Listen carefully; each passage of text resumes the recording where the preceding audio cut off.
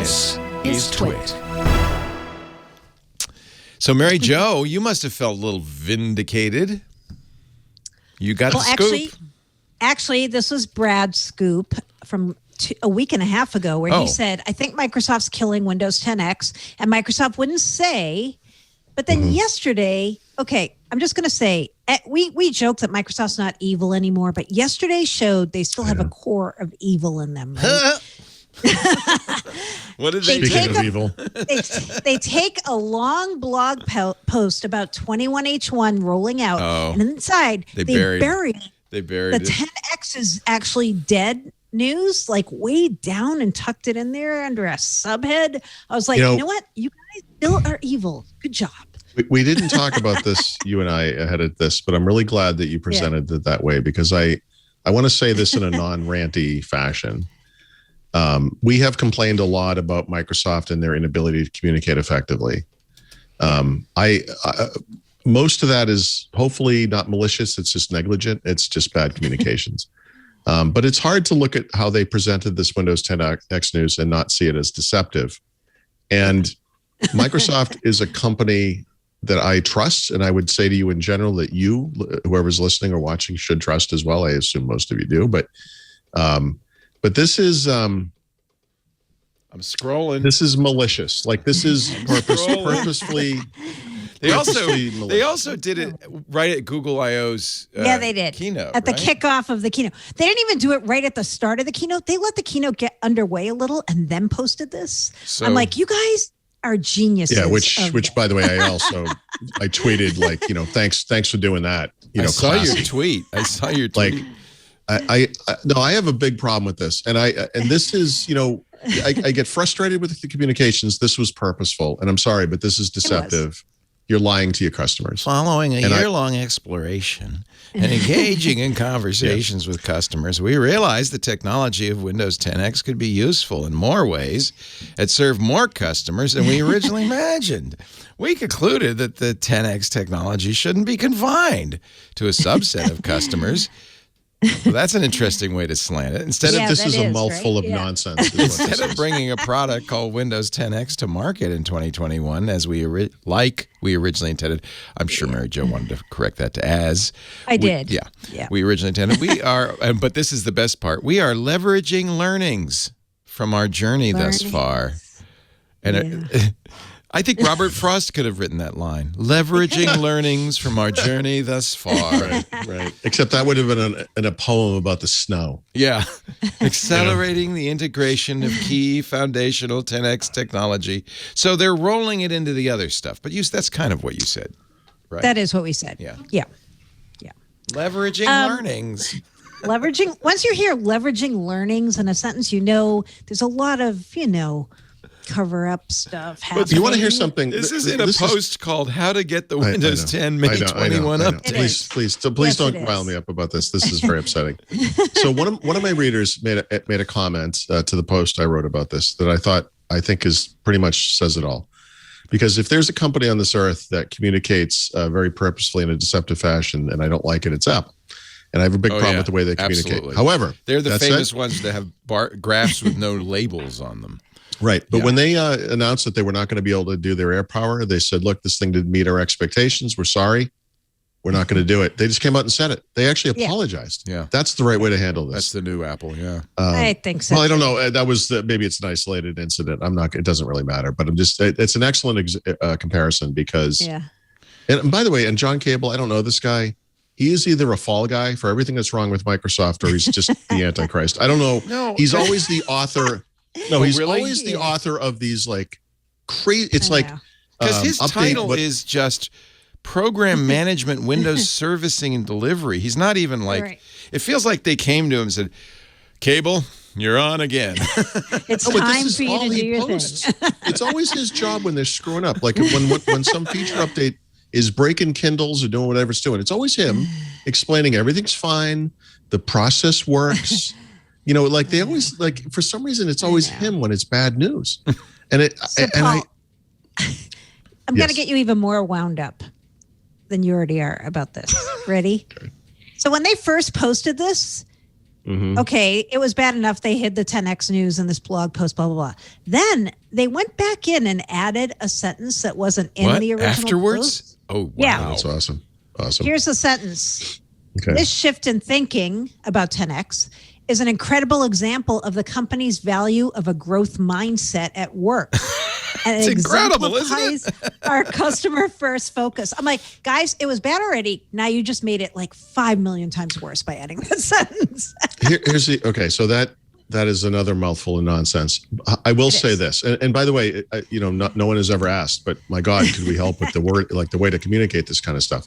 I'll tell you what this really is, not the blog post, but the actual decision to kill Windows 10X. Right. It's good decision making. It's the right decision. Great decision making. Yes. Doing it before you release it, unlike all the other stuff they released and then cancel later, is the right choice. What they should have done is had Panos Panay pen a letter to customers saying, this is what we're doing. It's the right choice for you. Right. It's the right choice for us. Yeah. And we would have applauded him for that. And this was a missed opportunity to demonstrate that there's like an adult in charge of Windows, making adult decisions and doing the right thing for the platform and for the community. But that's not what they did. They deceptively buried this news in a post about a completely different topic.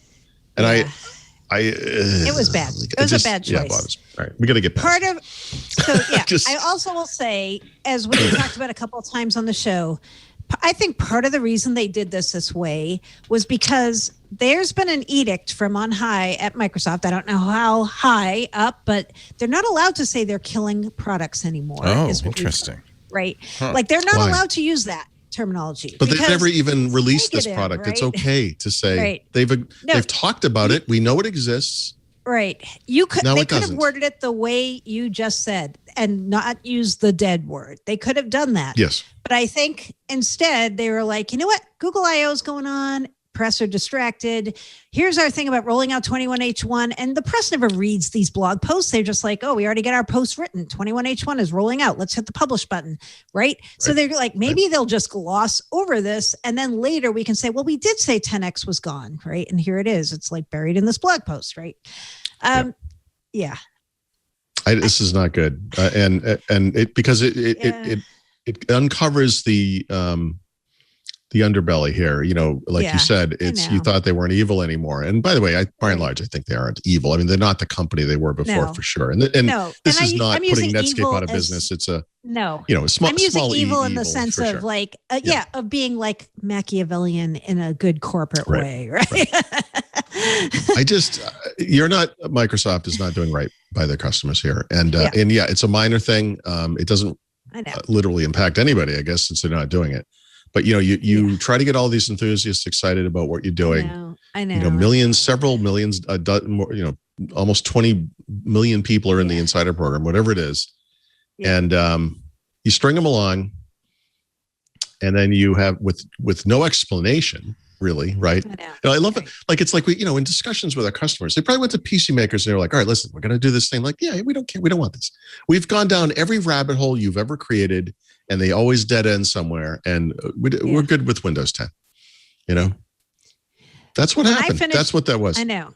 So when I agree with you. I agree. The part I wanted more information about in this explanation was we're accelerating the integration of key foundational 10X technology into other parts of Windows and products. Right. So I'm like, okay. Here's what I want the answer to more than anything is Windows Core OS as a concept dead? Mm-hmm. Because that's at the heart of 10X, right? Is that considered a foundational technology that you're going to bring forward or not, right? We don't know. Yeah, when I hear that, right? Yeah, what I want to hear about is containers. And so they did containers. Say the new app container technology is moving into other things like Defender application. Well, they didn't specifically. I mean, so technically, a Win32 container it's a way to say it is but we know there were problems with it, right? So, I think anyone listening, however you feel about Windows, wherever you think it is and where it should go and where it's been and whatever, but I think would agree we need to solve this Win32 problem somehow, right? Yeah. Win32 is Windows, to be clear. We're never getting rid of it. But how do we protect users against the problems that can occur from malicious code? How can we protect users from the problems that occur from just poorly written code that impacts battery life or performance or whatever? Yep. Containers is one approach. Running those applications remotely is another approach, of course. Virtualization is an approach. I mean, there's all kinds of approaches. We could just leave it the way it is. That's another approach too, right? I mean, that's right. I would like some clarity on whether work on that technology is occurring, because I feel that it's important to the future of the platform. I agree 100%. And then the other things they list in the post as foundational technologies from 10X moving forward are things that have already been in testing in the Insider program, right?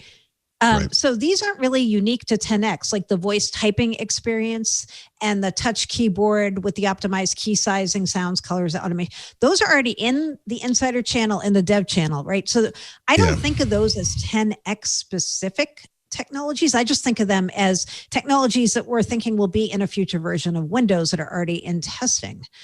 So the part they didn't say, which we've seen evidence of because people have found these in leaked builds, is the UI that they were showing in 10X, with the centered start menu and the applications showing up as icons centered. That we think is also going to carry forward, but they don't say that here because that would be spoiling the party, right? And you could make an argument that's not foundational, right? I mean, there's UX stuff that maybe originated with the 10X group or whatever that may, and that's all fine. Yeah. So Stoic is asking in the Discord, does this mean the Neo is really just dead? Right. Well, there you go. That's a good question. Notes, right? Yeah. So I think no. I don't think it means that. Right. Because like Zach Bowden over at Windows Central has said on Twitter several times, he's like, you could just put Windows on the Neo. Yeah. It's two tablets connected with a hinge. Right? As the plans for Windows 10X changed, Lenovo was originally going to ship a folding laptop, the ThinkPad Fold, right? Which I have here right next to me, with 10X on it. And then the plans changed for 10X. It was no longer dual screen. And Microsoft said, or Lenovo said, we'll offer your choice of Windows 10 Pro or Windows 10X. And then 10X never got released. And then they released it with just 10X. I mean, with Windows 10 Pro. Right. And it wasn't great, Windows, right? It wasn't great with the plain Pro on it, right? Well, it wouldn't have been great with 10X on it. So I don't, whatever it is, whatever the hardware is. I mean, I'm just like, if you're looking forward to a dual screen Windows 10 PC device, whatever you want to call it, like Neo or literally Neo, I don't see any reason why Microsoft couldn't put 10 on there. Especially if they are doing work, which they are, to optimize touch and fix the touch experience. Like people want to use this with touch, right? Because it's in a tablet format. So if they fix that, plain old Windows 10 could work on a Neo, right? So if we're talking honest here, now that we're being honest. Oh, I wish we were, Leo. I wish we were. The whole thing about Windows 10X is for dual screen devices. Well, that was always a lie. Misdirection. It wasn't. It was always a lie. Yeah, that was just an excuse. A lie. Actually, you know what? I mean, instead of calling it a lie, it was a lie that they invented it for that. Windows 10X predated any dual screen thing. So that part's a lie. But I think that shift and then the shift back to one screen and the continual delays all kind of point to the same issue, which is that this product never made sense. They tried everything they could to make it make sense and failed. And there was no reason for it. It doesn't solve a problem. There are no customers out there saying, I want something that has the word Windows in the name, but it doesn't look like Windows. It doesn't run Windows apps. It doesn't, I mean, nobody was asking for this. Right.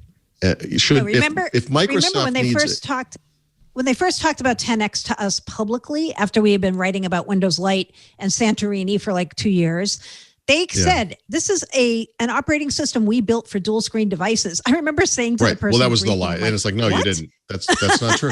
That's not true. I know. I didn't want to yell out liar, pants on fire, but I almost did. Like I thought about it. So we're getting into a weird area here because Microsoft arguably does need something that competes effectively against Chrome OS, right? Yeah, and that's not just a technical problem. It's how do we get machines down to the right price level so they compete head to head with Chromebooks? How do we get the performance on whatever system's running on a thing to equal what you get with a Chromebook, which is difficult with a legacy platform like Windows? And that's a Microsoft problem, It's not an us problem. It's not a customer problem. I don't know that there are customers who have ever, I mean, how would I know? But I don't believe there are customers who have ever gone to Microsoft, whether they're commercial customers, education, and said, man, we really love these Chromebooks. Could you make something just like it? I bet there have been, though. I could totally see that happening. I could totally see that happening, right? So people who are like, we don't like Google's privacy issues and stuff, but you know what? Those Chromebooks are amazing. And could you guys just make a Windows book, right?